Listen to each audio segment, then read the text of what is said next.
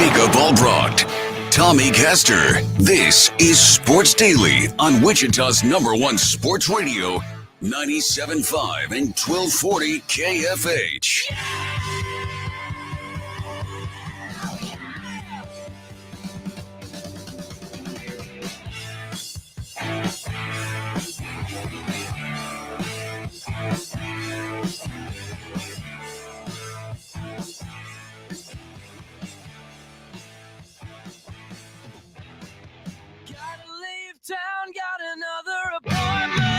All right, welcome in, everybody. It is Sports Daily on a Monday, a reaction Monday to a wild and crazy weekend of football. More than anything else, big-time outcomes one way or the other for the Chiefs, for KU, for K-State football.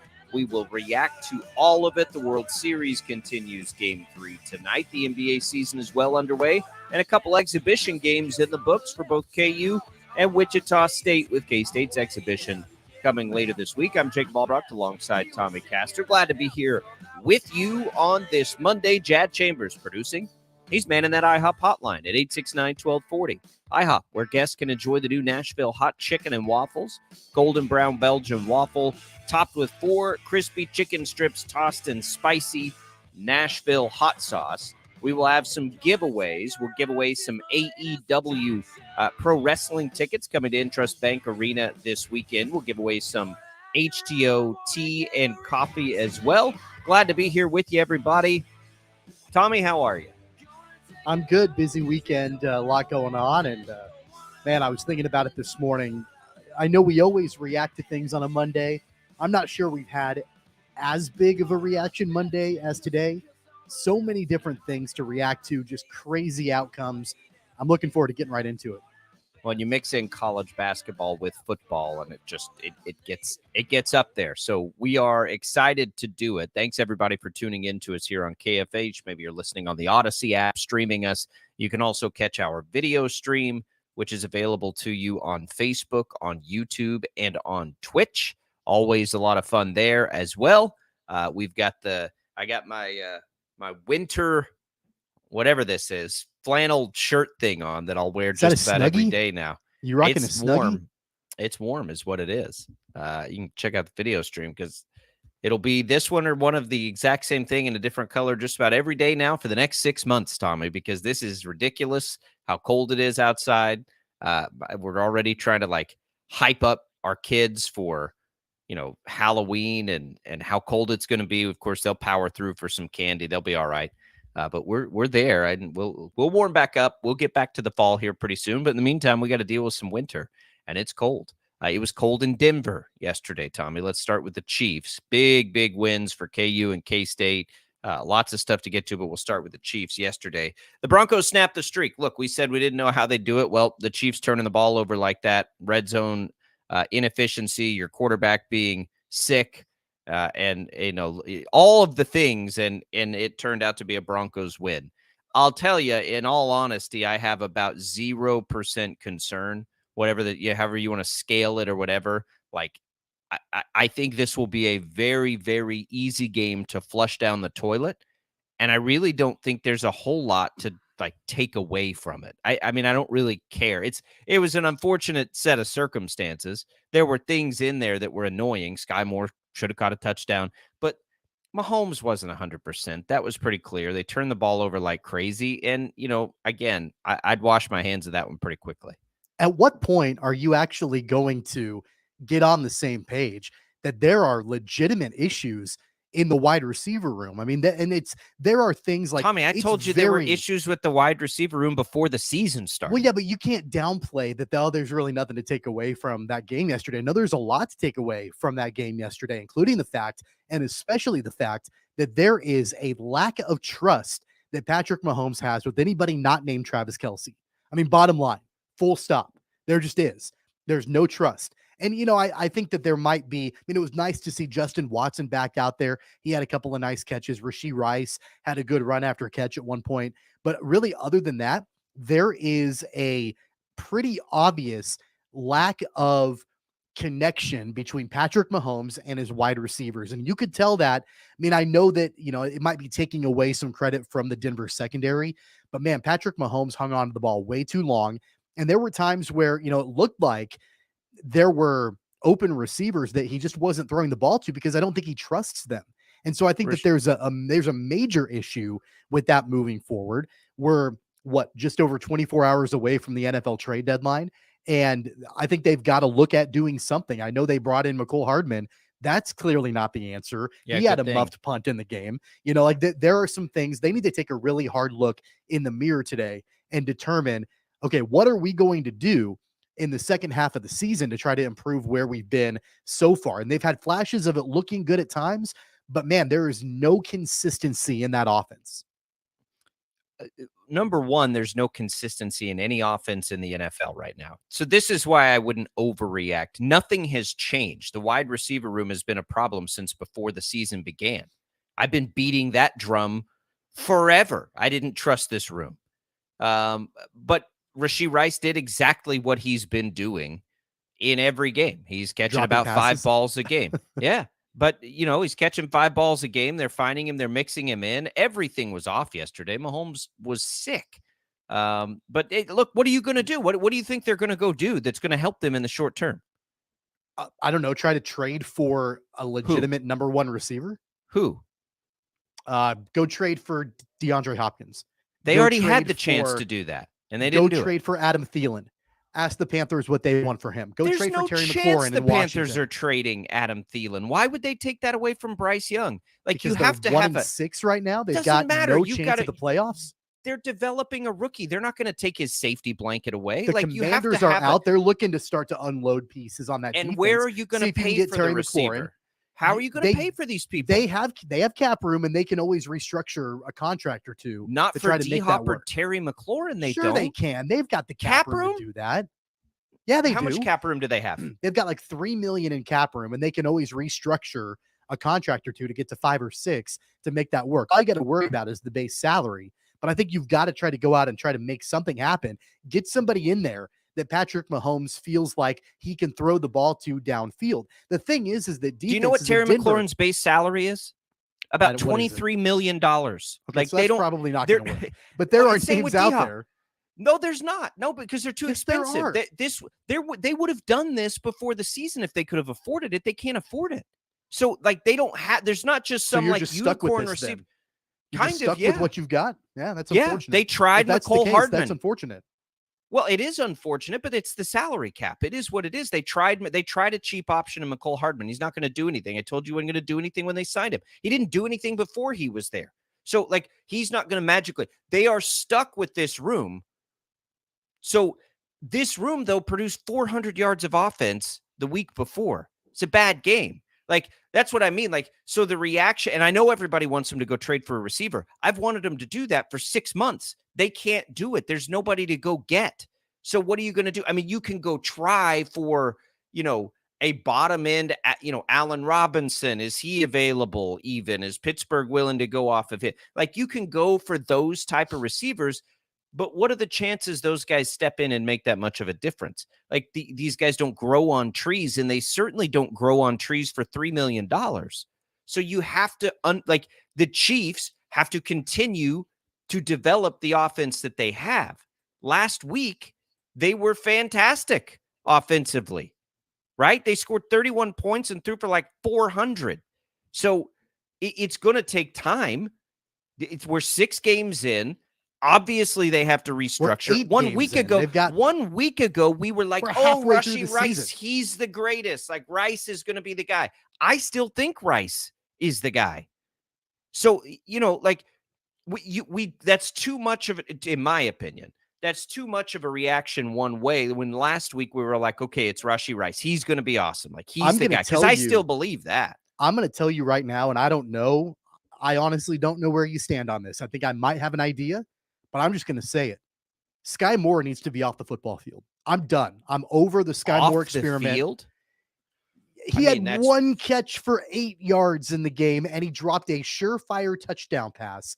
And this is like, we have this conversation week after week after week. Like, when is he going to show up? And when is it going to work? And he doesn't. He hasn't. But he's not a big part of the offense, obviously. Like, I wouldn't kick him off the team, but he already isn't a big part of the offense. Like, he shouldn't be a big part of the offense. I know. I think he's not. I think he's way, and I know that the potential has been there. And I know that, like, that's been the narrative ever since he came into the league, is that, okay, he can develop into a legitimate wide receiver for Patrick Mahomes. No, he can't. I'm done. I don't think he can do it. The Chiefs, outside of Tyreek Hill, do not draft receivers well. Like, Tyreek Hill is the exception, and then they have a bunch of misses. Hardman, Sky Moore. I think Rashee Rice looks good. I think he's the guy. And I think he's continuing to develop, and he's fine. If Travis Kelce gets hurt, they're in big trouble. We've known that forever. But there's not anything, I don't think, that they can go do that's going to make it much better, because they don't have any cap space. That's been the problem since they were trying to flirt with DeAndre Hopkins in the offseason. Like, they don't have the ability to just go do that. So what do you do with what you have? Well, you continue to lean into Rashee Rice. I don't know if they can do more with Jerick McKinnon, but there's not a whole lot there. But it's the same room, again, that's been there and at times produces. I think you have to get consistent is what you have to do. And probably, Tommy, when Isaiah Pacheco is at about a 5-yard a carry clip and those things are happening, you probably lean into the run game. Remember when they were running the ball? Like, they've totally abandoned that. And I don't know why they have, but they've stopped. And that adds too much, especially when Mahomes is sick. Again, I don't know how much. That's the other problem with yesterday for me, is like the dude had the flu the night before. So I think a team that I would still power rank at the top of the NFL needs to check. Now the problem is, though, they got to get out there and travel to Germany here real quick. But let's see what they do there when ideally they're not sick. I mean, I just, nothing changes, I guess, from what I think about this team. Like, I don't think it's panic mode or anything like that. This team is exactly what it was. They had a bad game, and that's okay. They turned the ball over way too much. I'm going to tell you why I think it is okay to panic at least a little bit at this point, is that they're 6-2 right now. They go to Germany to play the very, very, very high-powered Miami Dolphins offense in Germany this coming Sunday. Then they have a bye week. Then it's a Super Bowl rematch against the Philadelphia Eagles. If they don't get it figured out right now, we could be talking about a 6-4 Kansas City Chiefs team by the time Thanksgiving rolls around. Is that likely? I mean, I don't think that they'll drop both of those games, but it certainly is possible. And we could be talking about a 6-4 team at this point. Here are some other wide receivers that are potentially on the trade block. And you know what? I think a couple of weeks ago, I would have turned my nose up in the air at maybe a couple of them. But at this point, I feel like anything is an upgrade from what they currently have. What about Kendrick Bourne from the Patriots? Not a huge name, not somebody that's going to light the world on fire, but maybe somebody that can do a little bit better than what is happening right now in Kansas City. Another couple players that I would love to have. I don't think it's going to happen. I think solely because of the fact that Denver beat them yesterday. But Jerry Jeudy and Courtland Sutton have been receiving inquiries from the Broncos over the last few days. I don't think we're going to see an interdivisional trade. I'm not sure that's going to happen. Same thing with Hunter Renfrow. It sounds like Hunter Renfrow and the Raiders are not on the same page, and he might be moved. That's another name. But again, I'm not sure that we could see an interdivisional trade like that. But there are players out there. Marquise Brown, talked about him a few days ago. I think his contract may be a little bit prohibitive also. He's too expensive, yeah. But man, like, there are names that I think the Chiefs, if there is the room, you pick up the phone and you start calling to try to bring somebody in.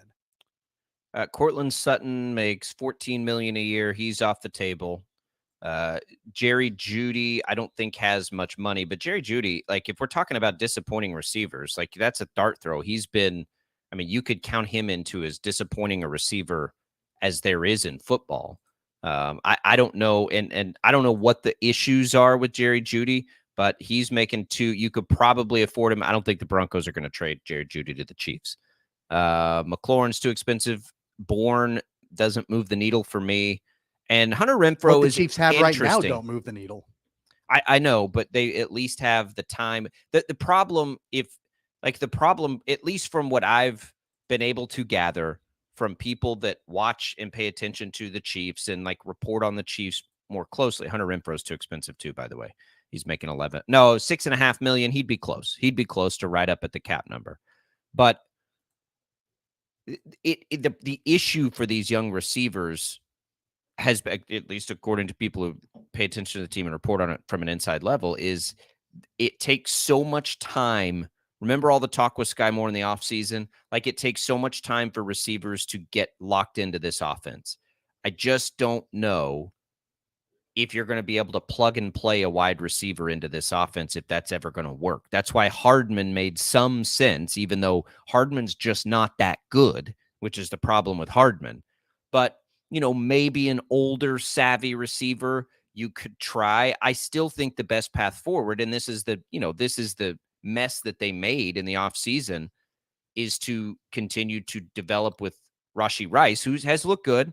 And then you're just going to have to lean into, Watson and some of these guys that have been in the offense for a while. Again, same offense threw for 400 yards a week ago, out of the elements, all those things, without a flu-ridden quarterback.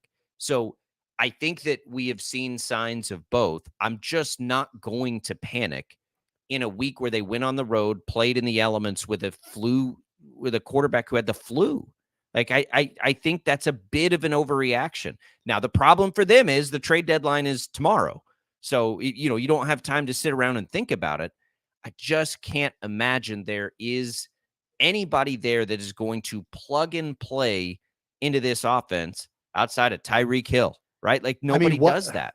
What I'm watching, at least yesterday, and then this has happened a variety of times, during the season. It didn't happen when they played the Chargers, because keep in mind, you're talking about they threw for 400 yards. Well, how many of those yards came from Travis Kelce because the Chargers wouldn't cover him in their zone defense? 120. Right? Yeah, exactly. So like, I think you can kind of throw that out of the water. Like that's an anomaly, I think, a little bit. Really what I'm seeing a lot of, and I'm no like defensive coach. I don't really know defensive schemes all that well, but it really looks to me like defenses know that Patrick Mahomes is not willing to throw the ball vertically. Like he doesn't have a vertical threat to be able to go to down the field, right? And so defenses they don't really have to worry about that. So they can try to take away the short and intermediate passes. And then Mahomes is holding on to the ball for way too long. And, there was a strip sack yesterday. There were some bad throws just because like he doesn't have the confidence in his receivers to throw the ball down the field to them. He did that to Sky Moore when he dropped a touchdown pass. Like there just isn't like in the days. And again, like we can wax poetic for Tyreek Hill. He's not coming back. I get all of that. But since the days of Tyreek Hill, there hasn't been anybody that you would think that Mahomes feels comfortable in throwing the ball downfield to. There just isn't. And so when defenses know that, they can take the other things away because they know he's not going to throw the ball down the field. Offenses down across the league. No quarterbacks are throwing it down the field. Defenses aren't letting that happen anymore.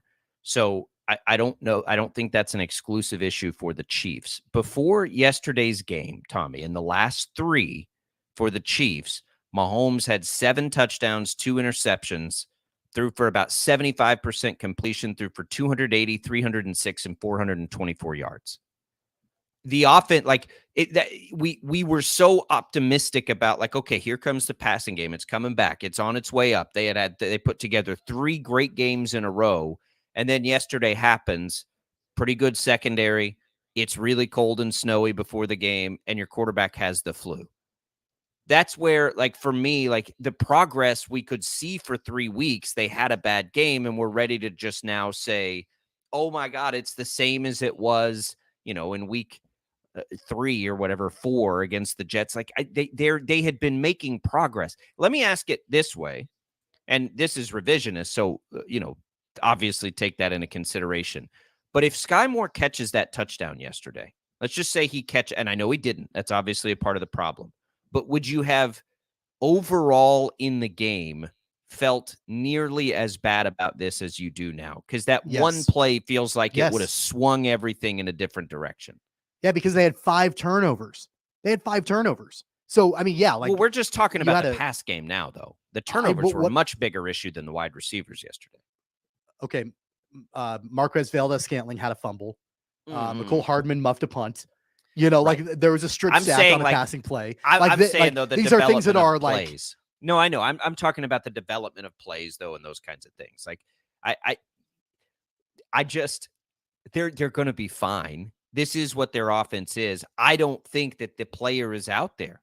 So it doesn't really matter. I don't think the guy that they can go get that would save the wide receiver room's there. I think it's Rashee Rice or nobody because that player's not there. I'd much rather have an elevated role for Rashee Rice than Kendrick Bourne. well, And I mean, Bourne's look, like okay, but he doesn't have any value. I like the upside of Rice. Don't get me wrong. I mean, he had that catch where, you know, the run after catch was incredible. He turned on the Jets, and I mean, he's fast. Like after he catches the football, and it ran down the sideline, and that was great. Like that was an awesome play. There certainly is an upside to him, but you got to take the bad with the good with Rashee Rice. He's gonna drop passes. Do. He's dropped a lot of passes in a short time in the NFL so far, and maybe Chiefs he gets that worked bad. out overall. You know, maybe you get that worked out and improved over time, maybe so. But I think you have to know going into it, like, all right, he's a guy that he's going to drop passes. I mean, Sky Moore clearly isn't it. Kadarius Toney clearly isn't it. McCole Hardman clearly isn't it. Who? Marquez Valdez-Scantling clearly isn't it. Like, we can go down the list one by one, and it's not there. And so, I mean, you can downplay it all day long and say they're going to be fine. They're going to be fine. They're going to be fine. They'll be fine. There are major limitations. There are major limitations with the passing game right now. When your quarterback does not have a level of trust with hardly anybody in your wide receiver room, there are going to be issues. I mean, you just said they're going to be fine. Are they? Yes. They're 6-2. Okay. They're going to be fine. All They're right. not going to be as good as if they had Tyreek Hill, but they've got a great defense. They need to run the ball. And are you putting anybody ahead of them in your power rankings? I mean, I'd put Philadelphia over them in the power rankings. You right put now. Philadelphia in? Yeah, I wouldn't, though. Like, there's no chance. Jalen Hurts has looked terrible this year. Philadelphia almost just lost to Washington. I mean, Cincinnati's playing really well right now. They're on their way up. Gosh, I mean, Miami, we'll see how it goes in Germany this weekend. We will. Nobody's throwing the ball down the field, by the way. Miami's great because they let their guys get it and run like crazy. It's just the way it's being defended this year in the NFL. The Chiefs made this bet. If they wanted to address this issue, it had to be done in the offseason. They don't have any money. 869-1240, what do you think about the Chiefs? We'll revisit that a little bit later in the show. Hey, don't forget we have Shreyas Laddha, our KU insider, coming top of the hour. So KU fans, don't fret. We've got a lot on the Jayhawks coming between an exhibition basketball game that I guess probably, now that might have us worried a little bit, and a football game that may be the biggest win. I don't know. What are we looking at there, Tommy? 15, 20 years? It's a big one. 869-1240. We'll come back. We'll have more. We'll give some stuff away on our way through on a Monday edition of Sports Daily.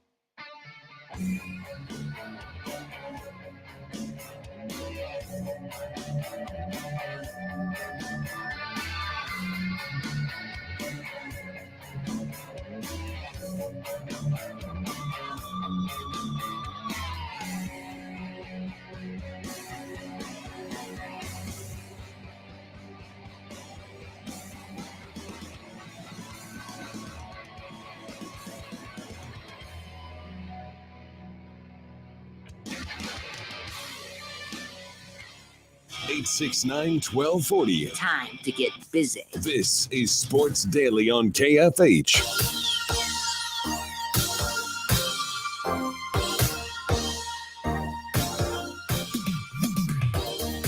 All right, welcome back, everybody. Sports Daily. Glad to be here with you. Jacob Albracht, Tommy Castor. What do you think, Chiefs fans? Are you panicking today? I think probably, Tommy, more people that I've seen are rumbling and uneasy as you are.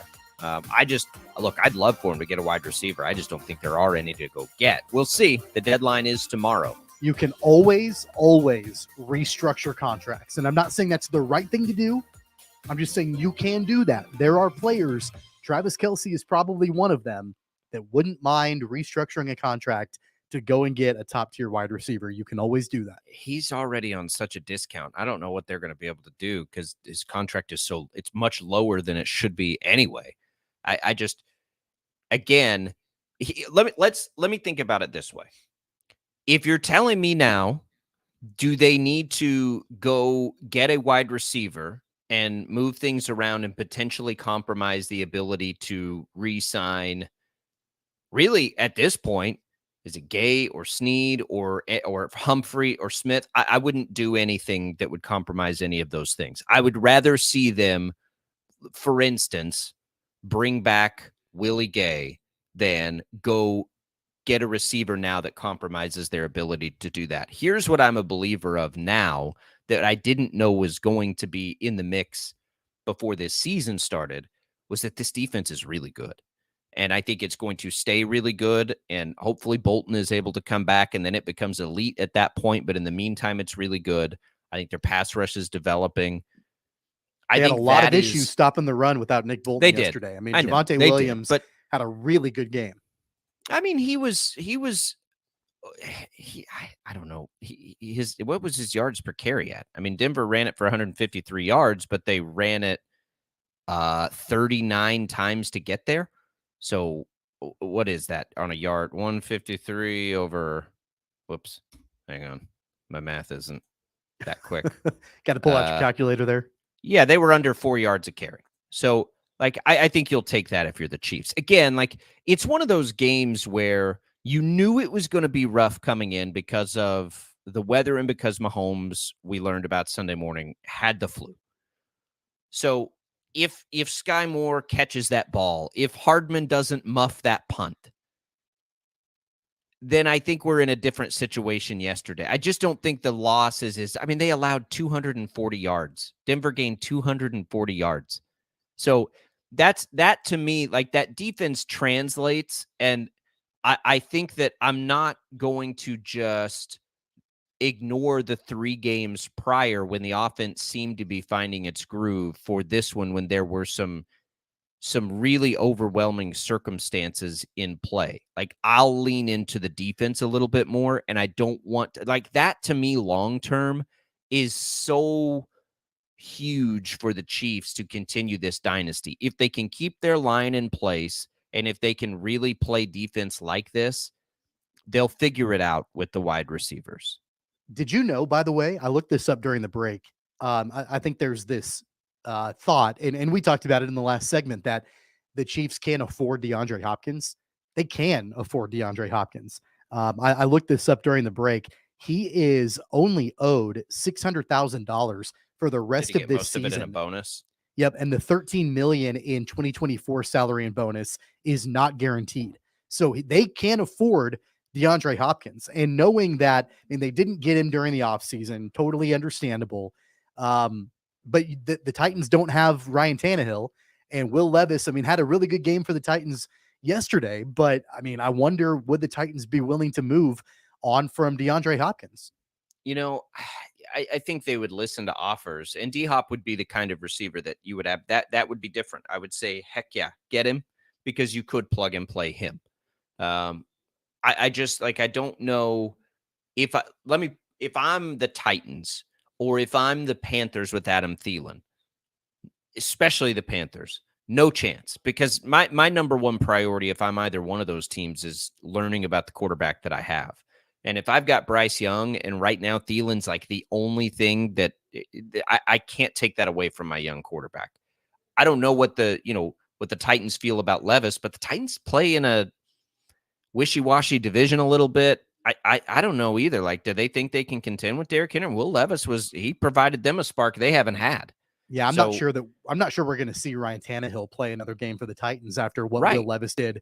Correct. And look, I was watching Red Zone when they were playing, and like the deep ball that D-Hop caught was tremendously underthrown. One of the other crossers he caught on a touchdown was way behind him, and he just made a great play. Some of that was D-Hop, but I mean, it's okay. And we talked about this during the offseason. It's the same as of right now. If you want to find a plug and play receiver that you can put right in and basically say, go run like down the only field, guy. I know. That's DeAndre Hopkins, right? And we thought, look, I'm not saying I still think they should have got him in the offseason. Now everything is played out the way it's played out. That's what makes it more difficult. And again, like, from everything I can tell, the most difficult thing about what the Chiefs are going through is it takes a long time to get on the same. So much of what happens in the pass game is second reaction. That's why we, drool over Kelsey and Mahomes just playing street ball out there most of the time. Well, Sky Moore, that was supposed to be the reason he really elevated this year, is because he knows the offense. Obviously not happening, and he's just not making the big plays when they're there for him to make, which is another part of being in this offense, is you got to be a playmaker. I think Rashee Rice is so far ahead of where I thought he would be, like way ahead of where I thought a rookie receiver in the offense would be, that I'm okay leaning into that. Now, if they can go get something done that doesn't compromise anything, then that's fine. Go do it. Would you give up draft capital to go get a D-Hop? I mean, think about it this way. Like, if you had signed him during the offseason, you wouldn't have had to give up the draft capital. But that didn't happen, obviously. And I mean, there were a lot of different factors that go into that. But, at this point, the Titans, I mean, they know what they have in DeAndre Hopkins. And so you're going to have to give up a decent amount, I think, to get him, especially after his performance yesterday. Anything after a second round pick, I'm fine trading. I'm more concerned about what does it do to some of the other contracts they'll have to get taken care of in the offseason.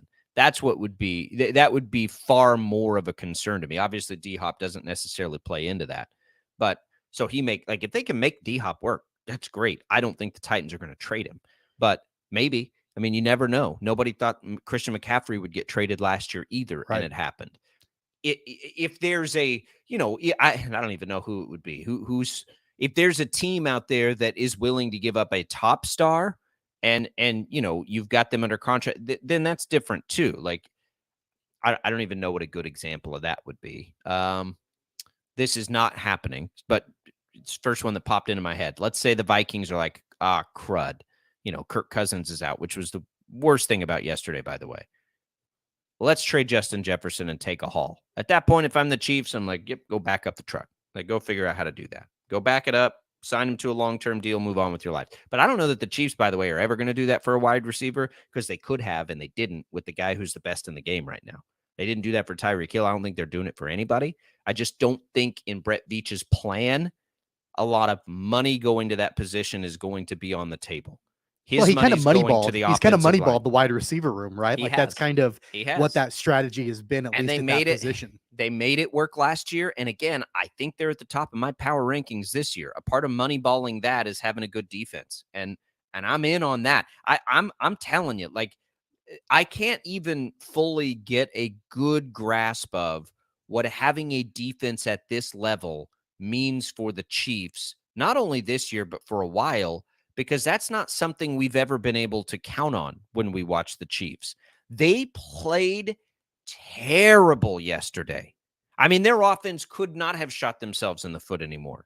And they were still in that game until the fourth quarter. Well, right? the only like, touchdowns that happens the because you got a great defense. All three of the touchdowns the Broncos scored came on short fields. And so the defense, they had their backs up against the wall basically the entire game. And they did everything they could possibly do to keep the team in it. On the other hand, and I want to point this out, we can talk all day long about the offensive struggles for Kansas City, but I hate doing it. I'm going to tip my cap to Vance Joseph running that defense for the Broncos. Yeah. I mean, he was ready for all of kind of the gimmicky misdirection type stuff that Kansas City throws at you offensively. I mean, he was ready for it, and he had that defense disciplined and ready to stop that. I mean, one thought that I had after the game yesterday, and I don't really exactly know what my answer is right now, if I'm more concerned about the Chiefs or if I'm more concerned about the 49ers. I mean, they've dropped 3 in a row. Oh, I'd be way more concerned about the 49ers. You know why? Because Brock Purdy's their quarterback, not Patrick Mahomes. Like, I don't even think it's close. I'd be more worried if I was San Francisco. Like, that's the thing for me. This feels more like the Colts game a year ago, where it was just like, what the hell just happened? That was as bad as we could play. We're done with that game. On to the next one. Like, it feels more like that to me, whereas San Francisco's feels a little bit more systematic, right? Like, people have figured something out. The problem for San Francisco is their defense isn't playing very well right now. I didn't count on that, right? Like, I counted. I'm not with, Brock Purdy's going to struggle. He's still a second-year quarterback, was still like all those things. Like, he's going to have to go through some of that stuff. Doesn't have Deebo Samuel right now. But I can't believe how bad their defense is playing.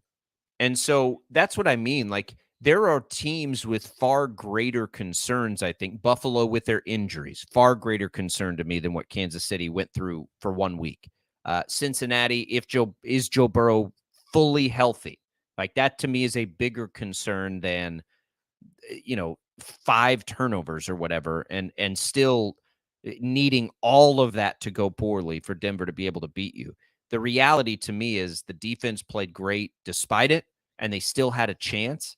But when you consider everything that went into that loss, it feels to me like the Colts game a year ago. And if I'm looking across the league, I'm more concerned. Like, Miami better start playing some defense. Jacksonville, Trevor Lawrence doesn't look good. Like, there are team Baltimore. What Baltimore got, they didn't do what they were supposed to do yesterday either. They got the win. What did they end up winning by? Did they end up getting that to 2 touchdowns? 1 touchdown, a 7-point win over Arizona. Like, the league's squirrely this year. I think it is. I think scoring's down. I'd probably be the most concerned about Baltimore if I was Kansas City right now. But I'm still, like, Kansas City to me is still firmly at the top of the mountain with the way their defense is playing. I mean, Tommy, they had to play so bad yesterday to lose that game. 5 turns, that was awful. Yeah, they played so bad. You're not going to repeat a 5 turnover outing week after week. I understand that. I recognize that. I mean, I'm not sitting here saying that, it's time to throw the baby out with the bathwater and blow the entire thing up. Like, the game yesterday, that's an anomaly, right? There are some concerning things, though, that have not really gotten better. We've seen some flashes from time to time throughout the season, but by and large, there are, in my opinion, real legitimate issues offensively with Kansas City. Absolutely. That it potentially could keep them from making a deep run in the playoffs and repeating as Super Bowl champions. That's my point. And so if you can go and fix it before the trade deadline, find a way to fix it. I don't think it's fixable with a player coming in. I think it's going to have to be fixable with guys playing better. And Call the Titans, offer a 2nd-round pick for DeAndre Hopkins. Bring him in. He's plug and play. You can afford him. Do it right now. You're going to improve your wide receiver room immediately. Look at the players they've drafted in the 2nd round, though. Like, I don't know. That's a lot. And I'd be fine. I'd probably sign off on that and endorse it, because I think D-Hop's an incredible player. Just got to be careful that somebody you do go get can actually make an impact. And that's hard to do at that position for Kansas City. We'll see. I think they're going to be fine. I don't know what happens in Germany. That's the other thing is who knows on a trip like that what in the world is going to happen. Tyreek Hill will have something for him. It's just like we'll see how fine they are when Thanksgiving week rolls around and they're potentially 6-4. Absolutely. And I think that probably a lot of teams will be 6-4, but that would be concerning. It's a tough part of the schedule, but then the schedule gets pretty easy after that. 869-1240. Let's come back. Let's talk K-State. We've got KU talk coming at the top of the hour with our KU insider, Shreyas Laddha. Big win for the Wildcats, and it sets up the big one this weekend. We'll hit it next on Sports Daily.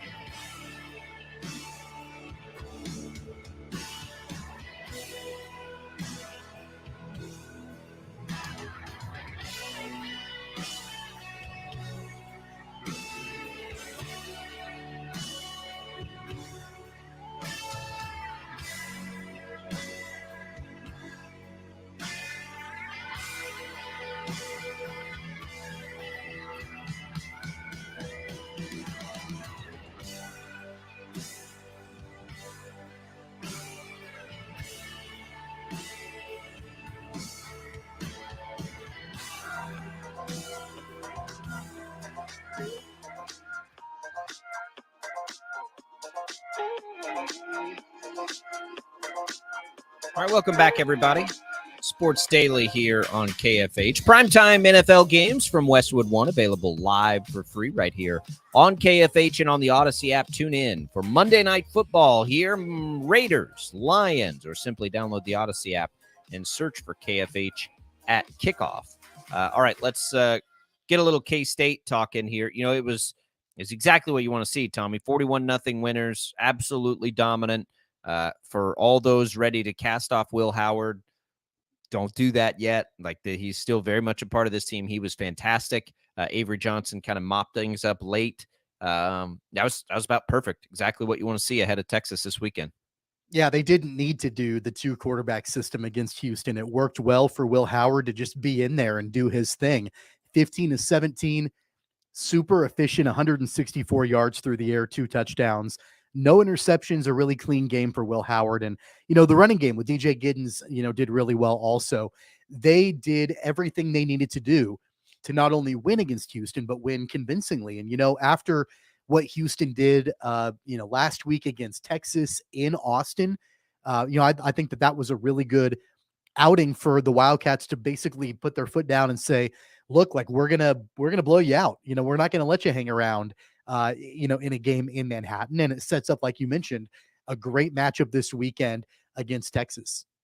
Texas number 7 right now. K-State and KU both get into the top 25. I'll tell you this too, Tommy. Like, I don't in Big 12 play, right? There's only Oklahoma State has more points right now scored than Kansas State, and only Texas has allowed as few points, are tied at 84. So let me simplify that. So Kansas State right now has, you can call it the second best, but they're right with Oklahoma State. So basically the top offense and the top defense scoring offense, scoring defense in the conference right now.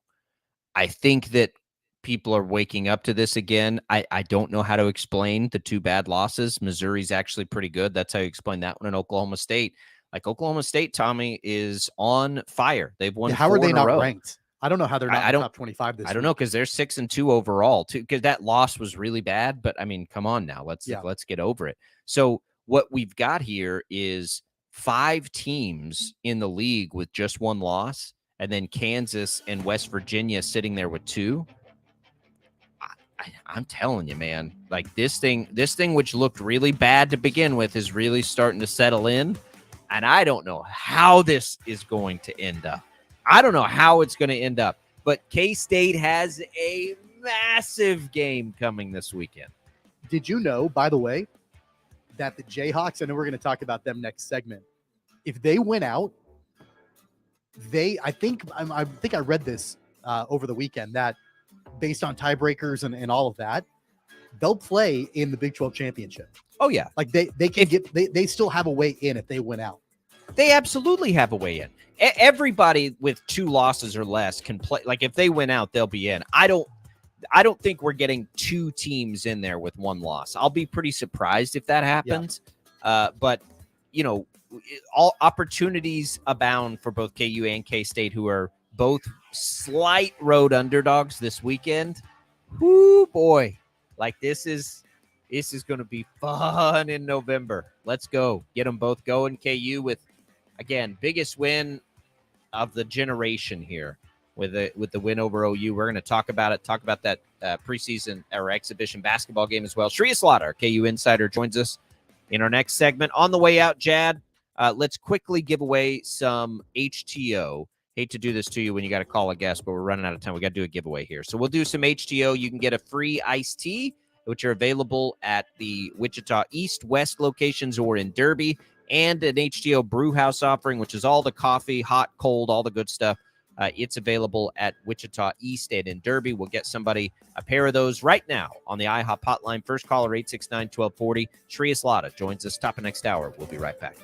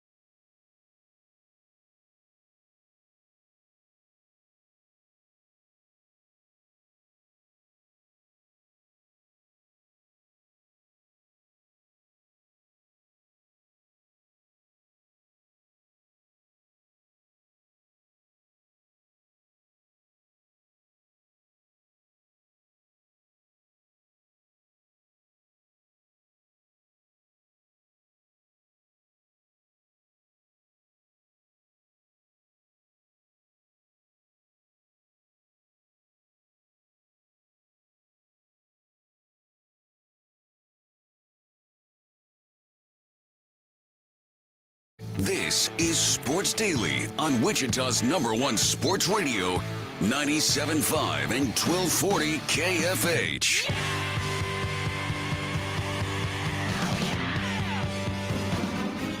It's that time, Sports Daily, getting all the inside information on the Kansas Jayhawks. Let's go now to the KU football and basketball beat writer from the Kansas City Star, Shreyas Laddha.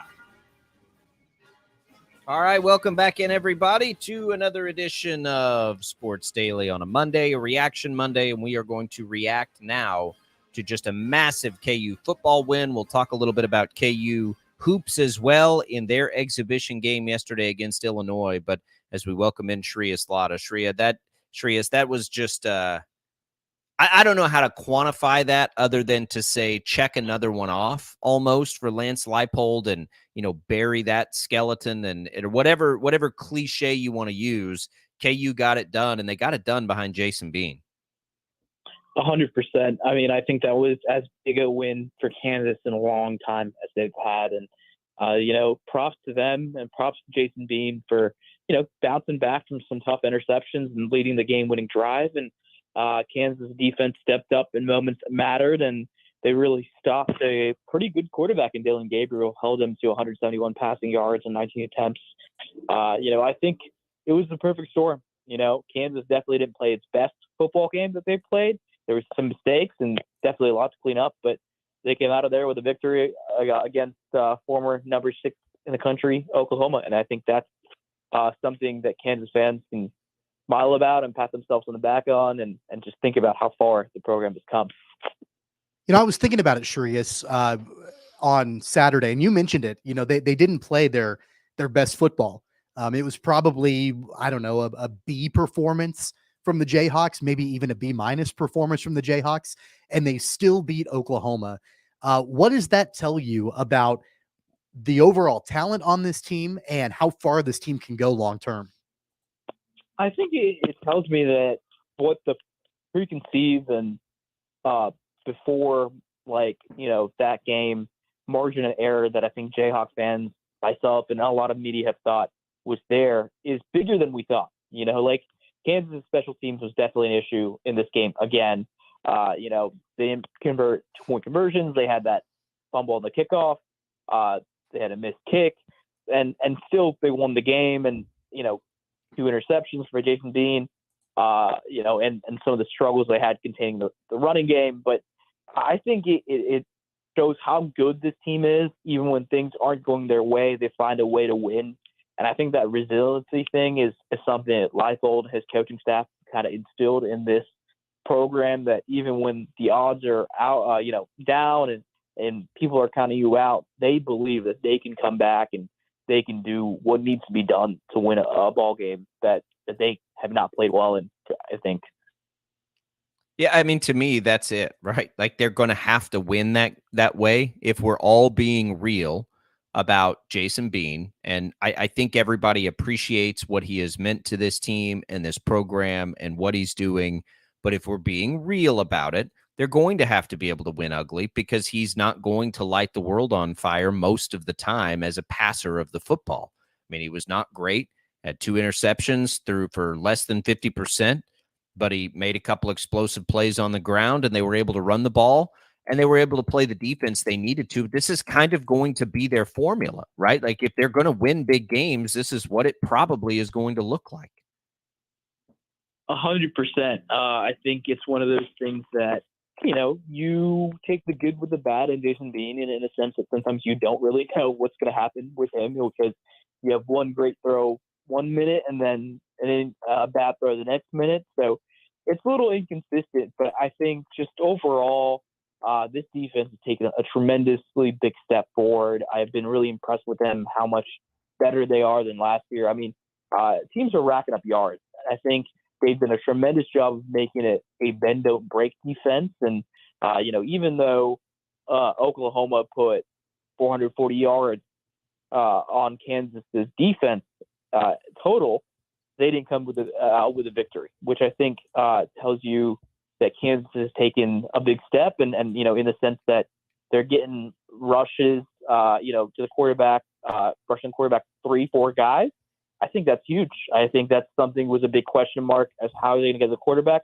this season with Lonnie Phelps going to the NFL and being a leading sack leader. Well, they got a lot of internal development, and they also got, a lot of just great transfer talent that has done a tremendous job, from Austin Booker to Devin Phillips to Gage Keys. Like, all these guys have been so good for Kansas. So props to the coaching staff, props to the Jayhawks fans, because I think they've got one of the best teams they've had in a very long time right now on boards. Things definitely started out really well defensively for the Jayhawks on Saturday, Shreas.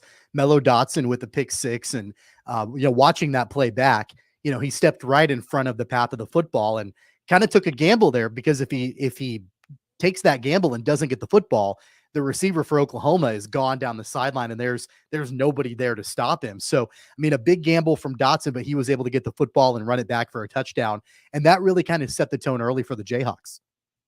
No, 100%. I think that was such a big thing for Kansas, because you want to get ahead against this tough Oklahoma team, and getting those points on the scoreboard. They're going to come back and make it tough on you, but just getting out ahead, I think, really sets the tone for the rest of the game for Kansas, and it builds them. Like, hey, we were ahead once, so why can't we be ahead at the end of this game?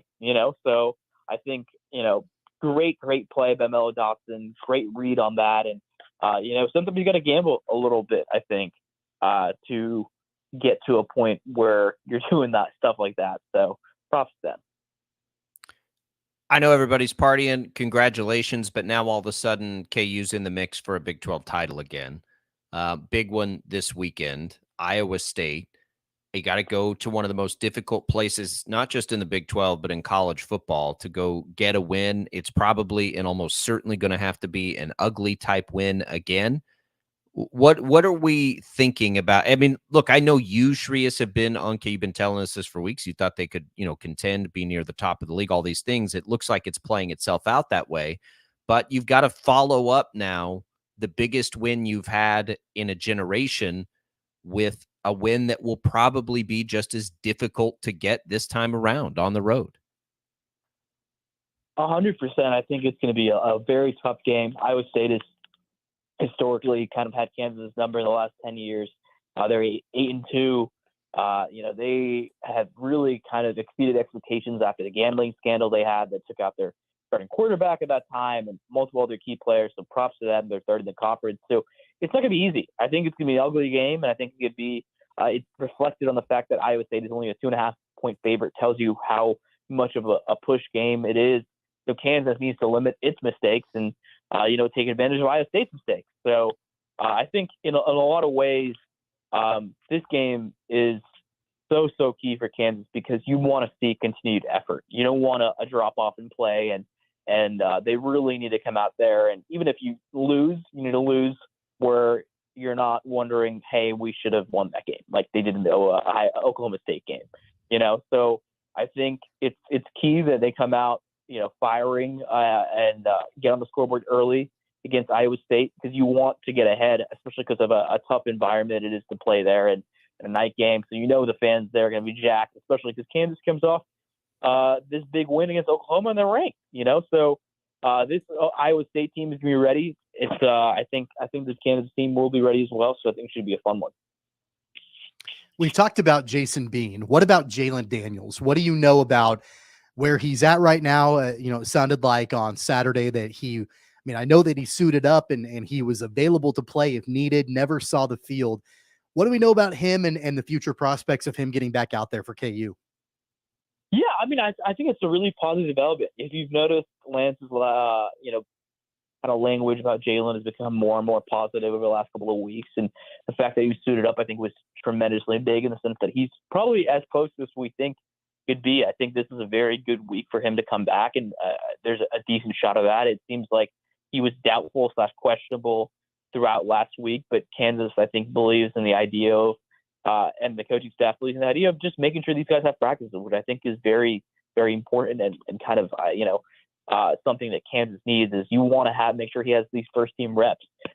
So I think Jalen has a decent shot to a pretty good shot of coming back. I guess we'll find out today because we talked to Lance about an hour and a half, but I think he's going to have a shot there to absolutely come back against Iowa State, hopefully. Shreyas Latta, KU Star beat reporter, reporting us our KU insider. I got to ask, because like 5 people probably this weekend or more asked me this weekend. Like, are you buying at all that the time is ticking for Jalen to leave the program and do all that stuff? It feels like that's all wild hearsay coming from like the fan base and other fan bases maybe trolling a little bit. Have you heard anything about any sort of disgruntled nature of Jalen Daniels in this thing, or is it just he's been hurt? I've heard nothing whatsoever. I be honest with you, I've gotten to know Jalen and his family pretty well. And, they, in the offseason, we talked about, when I wrote that big feature about Jalen, I asked him, was there any point you ever thought about leaving Kansas? He was like, there was no really, point where I was unsure about my future here besides right before that first Texas game where he was the 3rd string quarterback and they were telling him to redshirt. He was like, I wasn't sure what to do. And then obviously, the rest is history where the 2 guys ahead of him got hurt and he had his breakout game in the Texas game the next time. So, I think if you're not going to leave Kansas when you win 0 games your freshman year, you're certainly not going to leave Kansas when you could be winning 9-10 in a year, potentially contending for the Big 12 title this year or even next year. I just don't believe it whatsoever. And he's a very loyal guy. He loves being a Jayhawk. He loves being a part of Lawrence's community. He takes pride in that. And I think he represents the program really well. It's just been unfortunate because his health, it's been a bit of an issue the last 2 years, but he's been so great, I think, in the sense of, being the face of Kansas football. And I think that's why fans are excited and a little impatient to get him back because they know what the level of quarterback play is, but Jalen Daniels back there instead of Jason Bean.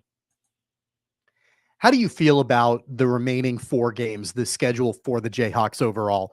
We talked about them going on the road to Ames, and that's a difficult place to play, especially after dark. But they've got Texas Tech. They've got the Sunflower Showdown against a Kansas State team that has looked really good the last couple of weeks, and then playing Cincinnati to wrap things up. I think I read this over the weekend that if the Jayhawks win their final 4 games, I think due to strength of schedule and tiebreakers, they can be playing for a Big 12 championship as the number 2 seed in that matchup. How do you feel overall about the final 4 games they have and what they can do to potentially win out? Well, I feel a lot more optimistic about it than I did a week ago, right? I remember I told you guys before the season started that I had Kansas going 9-3.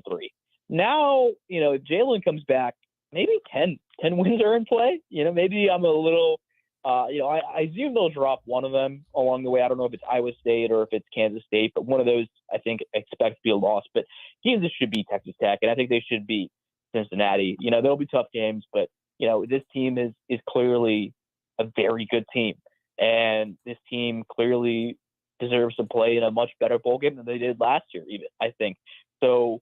As long as Jalen is healthy, I think there's a very good shot that they come out of that stretch 3-1 or maybe even 4-0.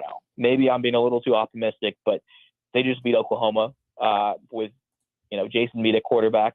The defense is taking a step forward, and it seems like Lance has done a pretty good job, I think, for the most part, of getting these guys ready for games and making sure they're not falling asleep at the wheel too much.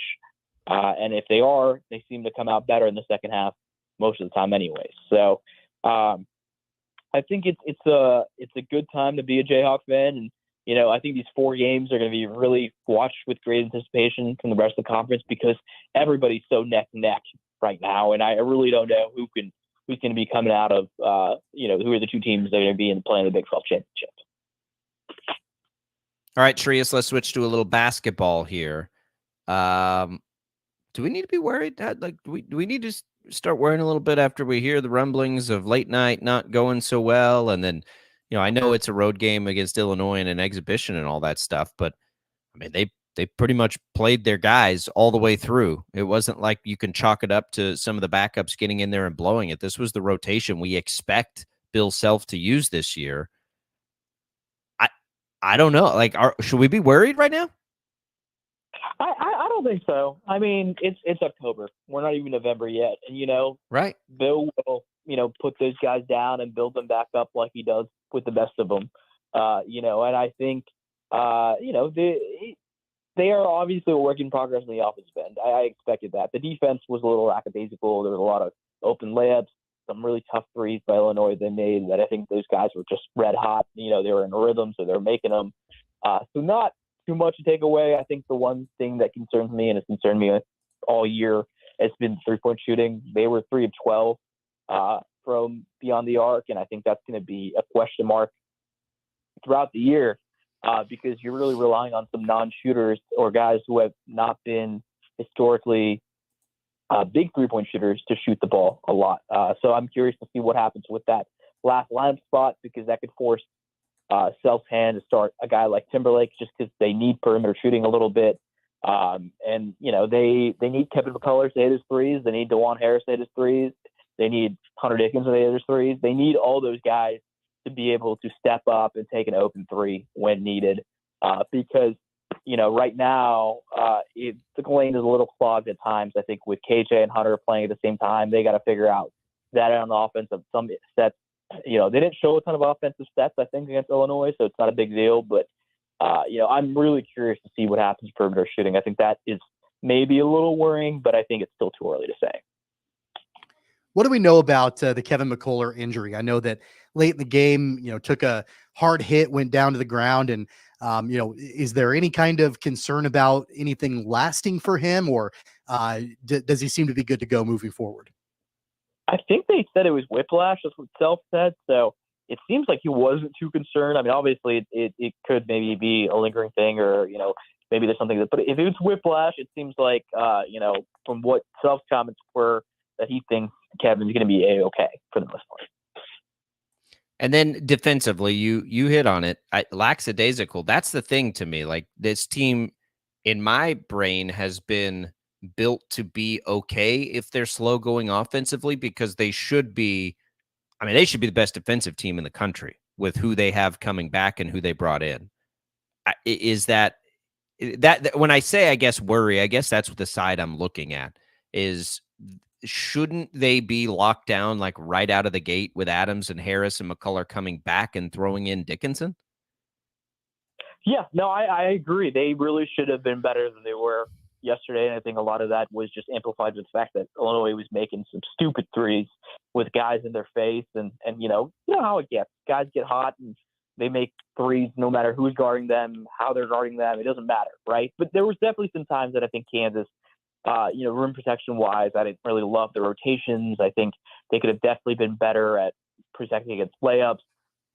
Just overall, I think Kansas's defense should be excellent this year. It might not be excellent to start the season, but I think, they are going to be really, really good on that end. And if not top three, probably top five at worst, if not number one. But I think it's still too early to say, because I think Illinois' hot shooting was a little bit of a flukiness there, because those guys were making some really tough threes. But I'm really curious to see how the rim protection is overall, because Hunter Dickinson talked about it after the game where, yeah, I scored some points, but if I gave up as many of those points on the other end, it doesn't really mean anything, which I completely agree with. You got to be better at the rim. They've got to be better at protecting the rim. You can't have guys go and get easy layups with Hunter Dickinson and KJ Adams anywhere near you. All right, Trias Latta, you can find him on Twitter at SHRE98. You can find his work at the KC Star, which will be extensive this week, I'm certain, as KU football continues now, ranked again, looking for a Big 12 title. Trias, we appreciate it. Absolutely. Thanks for having me, guys. There goes Trias Latta. If you missed any of that, you can always go back and listen at kfhradio.com. Man, it is a busy, busy time in Lawrence right now. Let's give away some hockey tickets on the way out here. It feels like hockey weather, hockey region outside right now. We'll give away a family 4-pack. Is that right, Tommy? Yeah, we'll do that. First off, I want to mention, so the Thunder had a 3-game homestand this past weekend. Friday night, Saturday night, Sunday night, went 3-0, which is awesome. It was a great weekend at Intrust Bank Arena. They're on the road for a couple of weeks, but we'll give you a 4-pack for when they're back in town. Friday night, November 17th at Intrust Bank Arena, they play the Rapid City Rush. We'll give you a 4-pack of tickets to that game on the 17th. All right, November 17th, lots of time to plan for it. We'll do it to our first caller on the IHOP hotline, 869-1240. Jad will get us a winner. We will come back. What about the Shockers in their exhibition game? And we'll spend a little bit more time on some of this football stuff. Look ahead perhaps to the World Series as we continue on Sports Daily.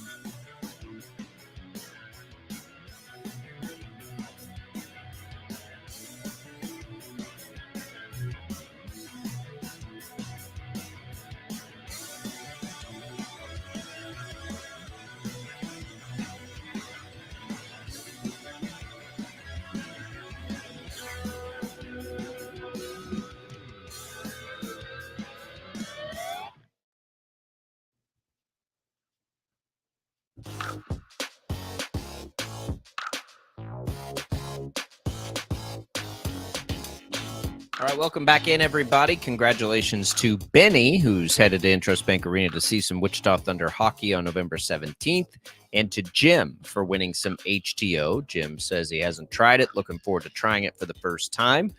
Welcome back here. Jake Albracht, Tommy Castor with you. Glad to be here with you. That IHOP hotline is back open, 869-1240, brought to you by IHOP, where guests can enjoy the new Nashville hot chicken and waffles, golden brown Belgian waffle topped with 4 crispy chicken strips tossed in spicy Nashville hot sauce. Don't miss your chance to win some AEW Pro Wrestling tickets for a live televised event coming to Intrust Bank Arena this Saturday. We'll give those tickets away in just a little bit here.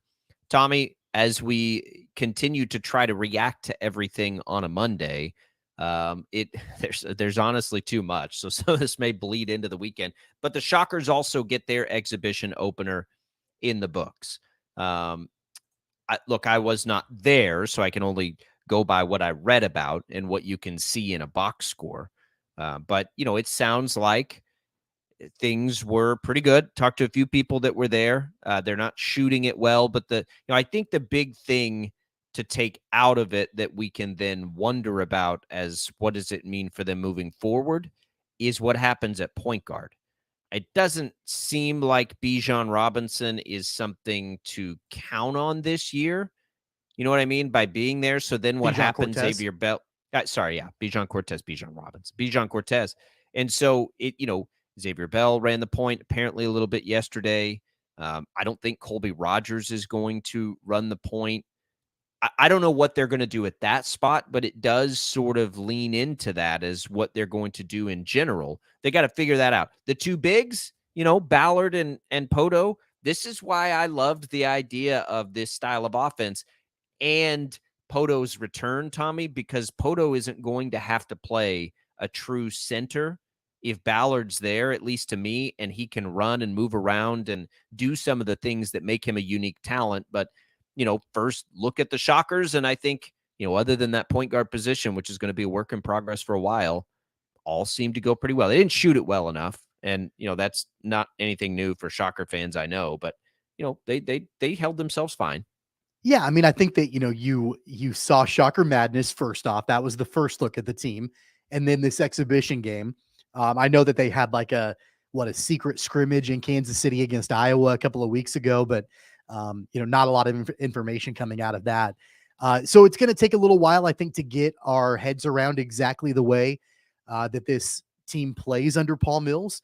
I mentioned it last week that, you've got a mix of the returners like Kenny Poto and others, Xavier Bell and other guys that are on that roster with a couple of the newcomers and the way that they're going to mesh together, the way that Paul Mills plans on playing those guys together, and what that's all going to look like. It's hard to take a lot away from an exhibition game against Rogers State. That being said, though, I think that there are certainly some positives and some things that we can look at as indicators of the way that this team plans to play in the regular season. Yeah, here's the weird thing about it'll be hard to gauge Shocker basketball. They've got the 3 big non-cons that we love regionally, right? Missouri, Kansas State, and Kansas. But before, they get into conference play on January 4th, between those 3 games, though, it's not like a daunting schedule that they'll play. There's probably some of these teams that they'll play that end up being pretty good. Hard to know which ones of those teams will be that now. But, they've got it's an interesting schedule because they do have a chance to pile up some wins here. We won't know what to take of it. And then they'll get those 3 big ones against Missouri, Kansas State, and Kansas. And that's not really fair either because we expect all 3 of those teams to be pretty good.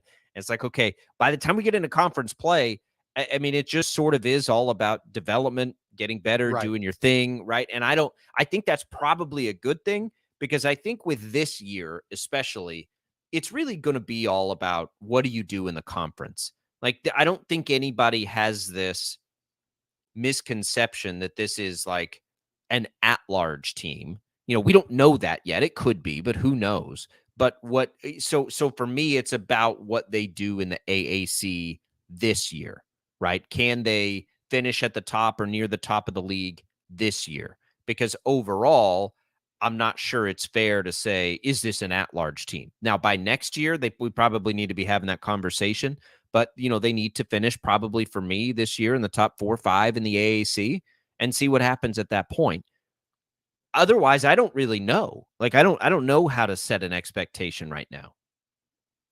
Yeah, I mean, I know that one of the things that, Shocker fans can take away from the exhibition game is the fact that at least it looks like right now Paul Mills is going to go with the two big lineup, with Poto and Ballard. And, I think that it's I don't want to say it came as a surprise necessarily, because I think that there were indicators that might be the way that he was going to go, at least early on. But it's extended minutes for Quincy Ballard, and he's a guy that really hasn't had a lot of extended minutes because he was hurt, right, over the course of his time at Wichita State. So, I mean, I think that, it probably remains to be seen exactly how effective that two big lineup will actually be moving forward. But I like the fact that that's the way that they're starting the season, because we've talked about forever the upside that Quincy Ballard brings when he's healthy. And then knowing what Kenny Poto has done over the course of his career, if you compare those two guys together and it works. And oh, by the way, they've got Jacob Germany, the UTSA transfer, as a backup. I mean, they've got a pretty, at least on paper, a pretty effective, big contingent, on that team. So, if they can continue that and it works out, for them moving forward in non-conference, that might be the way that we see this lineup, moving forward. And as much as anything, it's just playing to your strengths, right? Like that's just what it appears that the strength of the roster is. So use it. And I like it. I like the idea of that. I think it will be a difficult change up for teams to see something like that throughout the year. And, if they can defend it effectively, if they can, and I don't know what to make, because we got new coach, like we knew IB teams, sort of like Greg Marshall teams, were going to defend like crazy. Is that, I don't know. We'll see quickly if that's an emphasis, because I know they're going to, pick up the pace and the tempo and all that stuff. But the Shockers get that win.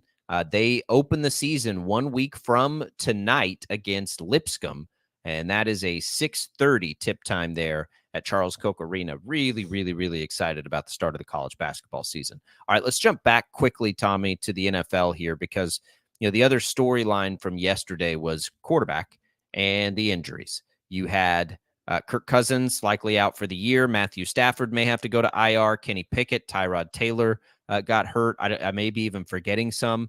It was a really bad day for quarterback in what's been a really bad year for quarterback.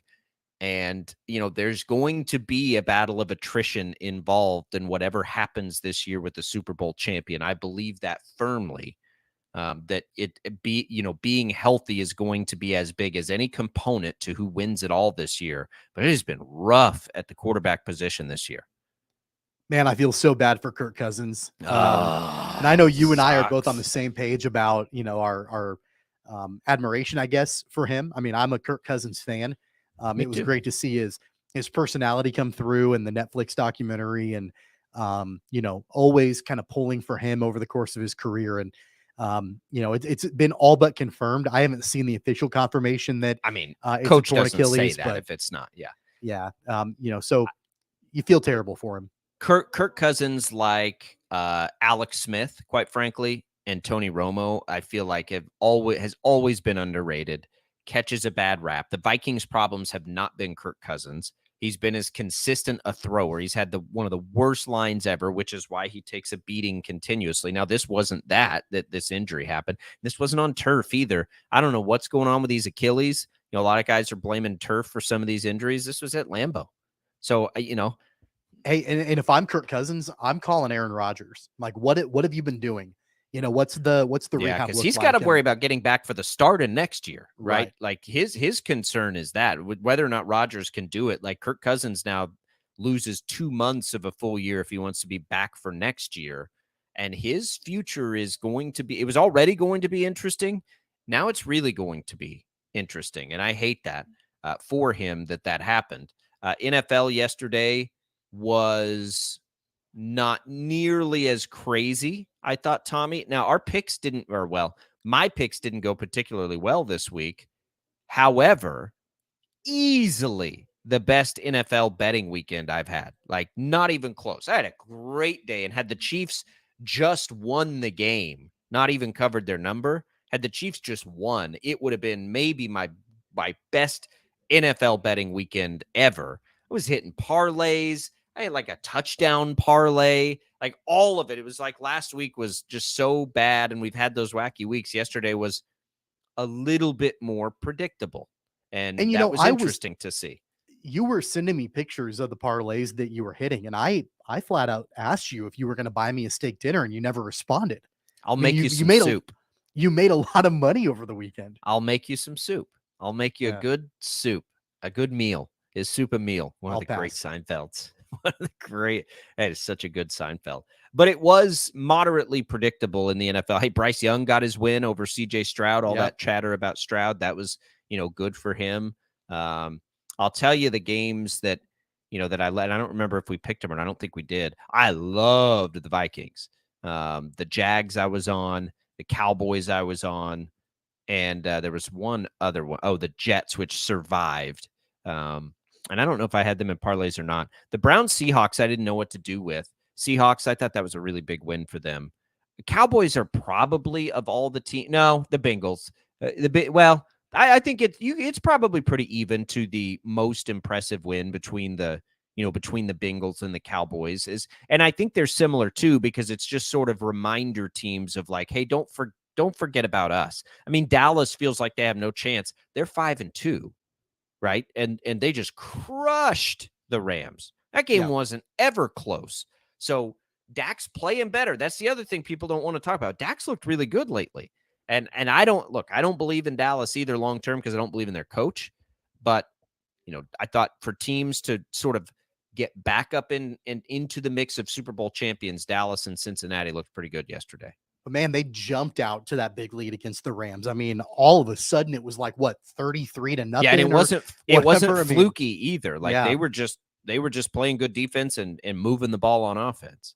Yeah, I mean, it worked for them. And, I know the Rams got back into it to an extent as the game went on. But, I mean, that's as impressive as a win for the Cowboys. I mean, maybe going back to opening night, like their first game of the year when they jumped out to that huge lead against the Giants. Those are probably the two most impressive games, I would say, so far this season for the Cowboys. And I know that, I think you're a little disillusioned by the Cowboys just because you're a fan of theirs. I'm higher on them, I think, than you are. I think that they do have the defense and just the overall team to be able to make a legitimate run. So here's my thing with the Cowboys. Yeah, I think they're good, but they're not going to win a Super Bowl, right? Like that's all I've said about them. And again, the Diggs injury really hurt. Their only path to me is if their defense just goes next level, which it looked like it might, and then Diggs gets hurt, and maybe they can get back to that, maybe not. But if they don't have that kind of defense, they're going to be in trouble. Dak looked great yesterday. They can't run the ball, though. And that's a problem when you play great defense, is if you can't run the ball. Like, for instance, Kansas City doesn't run the ball very much, but they can if they want to. Dallas can't run the ball. And, before Tennessee won that game, I've said forever, Derrick Henry made a ton of sense for me for the Cowboys to go try and trade for. But Tennessee now, according to reports, is not going to trade Derrick Henry. And I get it. Look, I get what Tennessee's doing. If you want to evaluate Will Levis realistically, you have got to put decent players around him. And so having Derrick Henry, having DeAndre Hopkins, that's a part of the evaluation process. I mean, you can't, how are you going to accurately react to Bryce Young right now? His best receiver's Adam Thielen, who I love Adam Thielen, but let's be real now. He didn't have anything to work with there. So if you're going to develop one of these quarterbacks, you might as well give them a situation in which they can be successful. And I think that's what Tennessee is going to do. So that's my problem with Dallas. I just don't think they're good enough to win a Super Bowl is all. I think they're really, really good. I think they can beat anybody at any time. Can they string it together on their way to a Super Bowl? Not with Mike McCarthy, I don't think. We'll see. I hope I'm wrong, but I don't think I am. All right, 869-1240 is the IHOP hotline. Let's give away those AEW tickets, Jad. AEW makes the Wichita debut. It's Collision live. It'll be on TNT, so you'll be on national TV if you're there, at Intrust Bank Arena Saturday, November 4th. If you missed any of our interview with Paul White, You can go back and listen to that. It was on Friday. He came in studio. A lot of good stuff there. We had him real briefly. He was on a media blitz, but it was still good stuff. So you can go back and listen to that at kfhradio.com. But you can win AEW tickets and see it all live right now. First caller, 869-1240 on the IHOP hotline. We'll go to the show. A pair of tickets on us here at Sports Daily. Jad will get us a winner, and we'll be right back.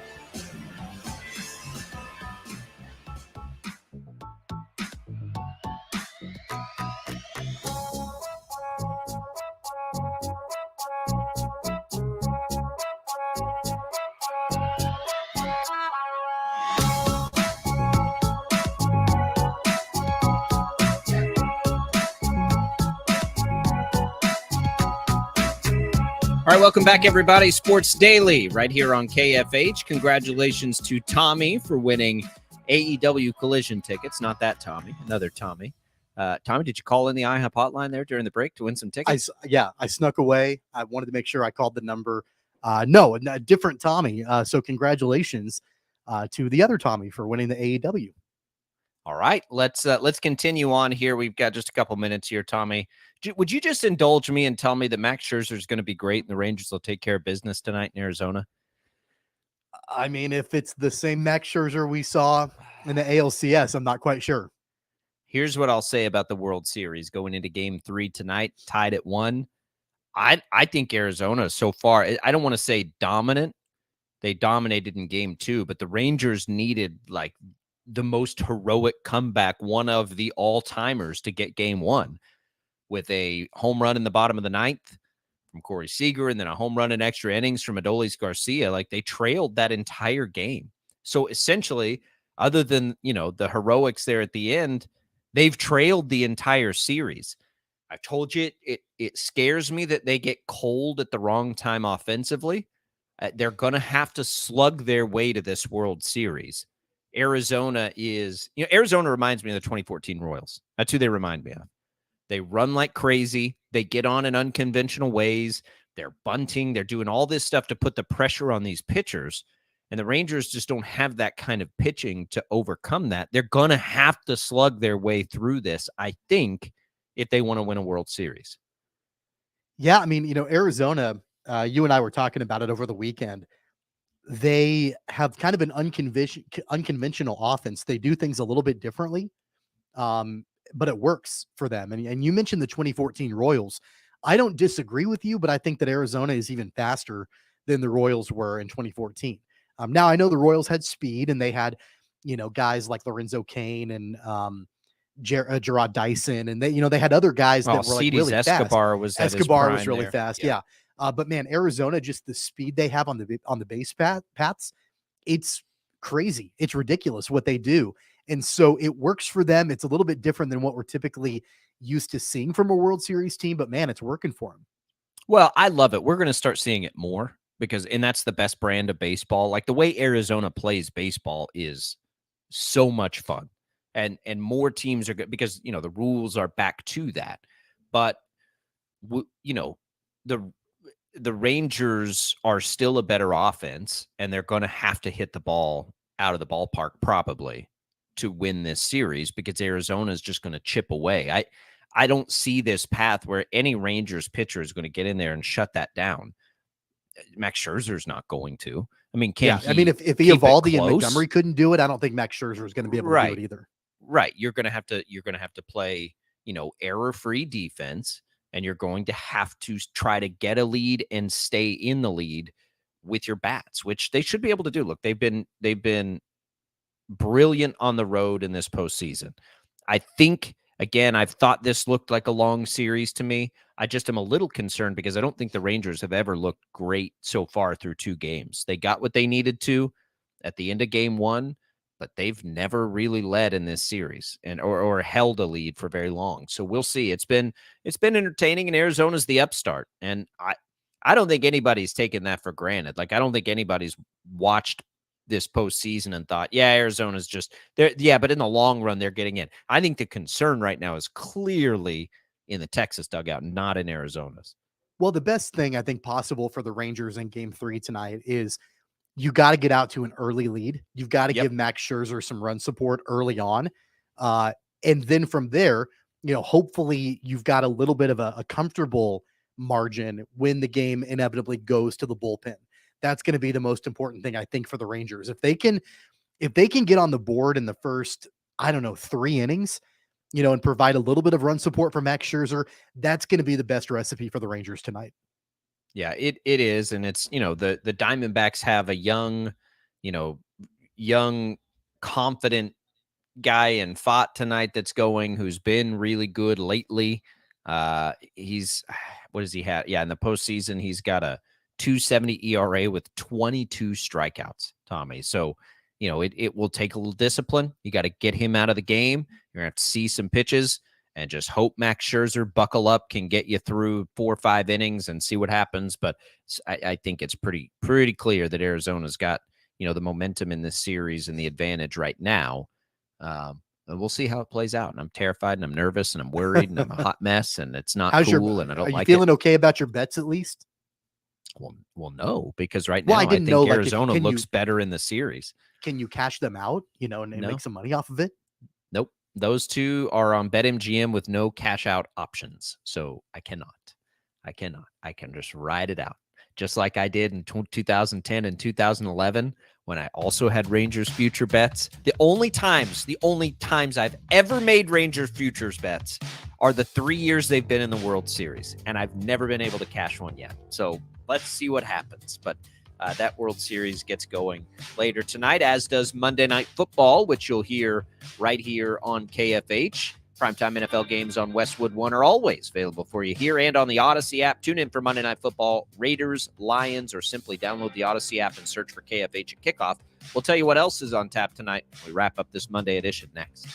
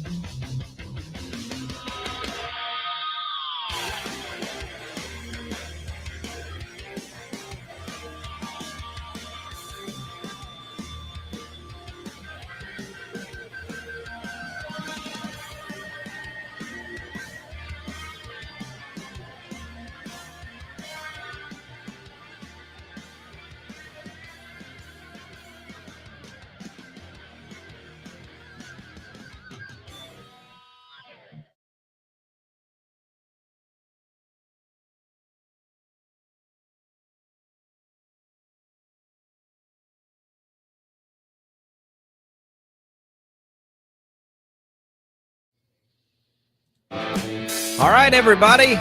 That's it. Getting ready for Halloween. Bundle up. Jim Rome, 11. Bob and Jeff take over locally at 2. Zach Gelb from 4 to 6. We've got the Terry Nooner Show on KFH at 6 o'clock. You've got the NFL on KNSS tonight, Vegas and Detroit. You've got the Paul Mills Show on KFH at 7 and the Chris Lamb Coaches Show on KFH at 8. Congratulations to all our contest winners. We'll do some more giveaways tomorrow for Jad Chambers and Tommy Castor. I'm Jacob Albracht. We'll see you then.